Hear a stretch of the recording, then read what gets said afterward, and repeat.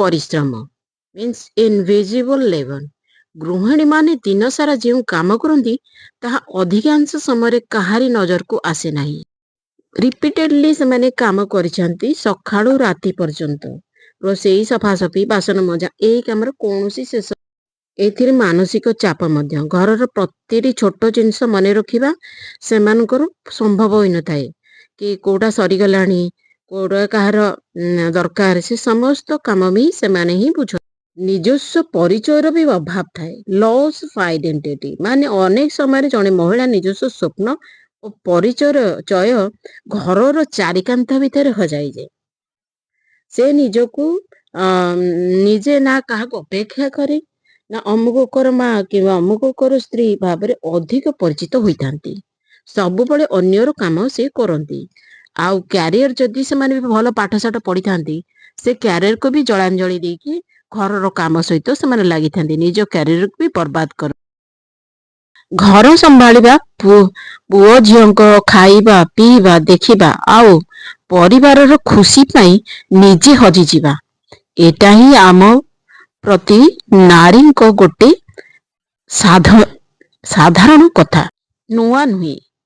ହେଲେ କେବେ ଭାବିଛନ୍ତି ଇଏ ସୌଭାଗ୍ୟ ସବୁ ଭିତରେ ବି ଆପଣ ନିଜ ପାଇଁ କଣ କରୁଛନ୍ତି?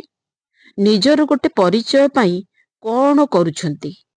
ସେମାନେ ସବୁବେଳେ ଆର୍ଥିକ ନିର୍ଭରଶୀଳତା ଥାନ୍ତି।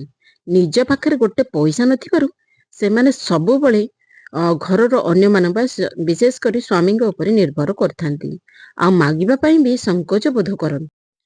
ଗୃହିଣୀ ସାଧାରଣତଃ ସାମାଜିକ ଏକାକୀପଣ ବା ସୋସିଆଲ ଆଇସୋଲେସନ ଭିତରେ ରୁହନ୍ତି।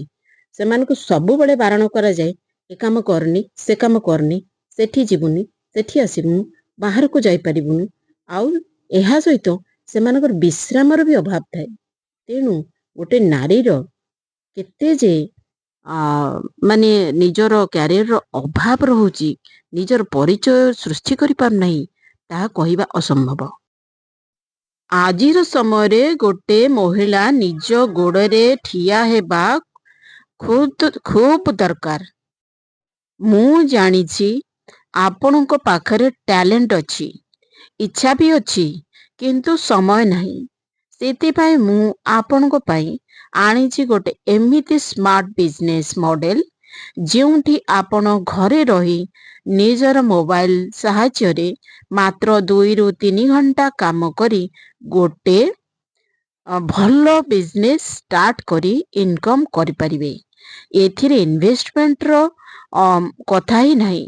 ଖାଲି ଆଗକୁ କ'ଣ କରିବେ ସେଇଟା ଆମର ଯେଉଁ ଅନଲାଇନ୍ କ୍ଲାସରେ ବୁଝାଯିବ। ଯେଉଁମାନେ ଇଚ୍ଛୁକ ଅଛନ୍ତି ସେମାନେ ଏ ବିଷୟରେ ପୁରା ଜାଣିବା ପାଇଁ ମୋର ତଳେ ଦିଆଯାଇଥିବା ନମ୍ବରରେ କଣ୍ଟାକ୍ଟ କରନ୍ତୁ ଆଉ ମୋ ଠାରୁ ଜାଣି ନିଅନ୍ତୁ ଆପଣଙ୍କୁ ଘରେ ବସି ଇନକମ୍ କରିବା ପାଇଁ କ'ଣ କ'ଣ କରିବାକୁ ପଡ଼ିବ। ଏହା ସମ୍ପୂର୍ଣ୍ଣ ଭାବେ ମାଗଣା ଟ୍ରେନିଂ ଦିଆହେବ ଏବଂ ଆପଣ ନିଜର ମୂଲ୍ୟବାନ ସମୟ ଗୁଡ଼ିକ ନଷ୍ଟ କରିବା ଅପେକ୍ଷା ସେଥିରୁ 1-2 ଘଣ୍ଟା ବ୍ୟବହାର କରି ନିଜର ଗୋଟେ ପରିଚୟ ସୃଷ୍ଟି କରନ୍ତୁ। ନିଜକୁ ସ୍ୱାବଲମ୍ବୀ ବନାନ୍ତୁ। ନିଜ ଗୋଡ଼ରେ ନିଜେ ଠିଆ ହୁଅନ୍ତୁ। ଦେଖନ୍ତୁ କେମିତି ଦୁନିଆ ଆପଣଙ୍କୁ ସଲାମ କରିବ। ଆଉ ଡେରି କାହିଁକି? ମୋର ନମ୍ବରରେ ଜଲ୍ଦି ଭାବନ୍ତୁ ସେ ଦିନ କେମିତି ହେବ ଯଦି ଆପଣ ନିଜ ଖର୍ଚ୍ଚ ନିଜେ ଉଠେଇବେ, ନିଜର ଅର୍ଜନ ଟଙ୍କାରେ ନିଜ ପାଇଁ ବା ପୁଅ ଝିଅଙ୍କ ପାଇଁ କିଛି କିଣିବେ ବା କରିପାରିବେ। ସେ ଆତ୍ମା ସନ୍ତୋଷ ହେବ, ସେଲ୍ଫ କନଫିଡେନ୍ସ ଆସିବ ଆଉ ଖୁସିର ମୂଲ୍ୟ ବି କିଛି ଅଲଗା ହେବ।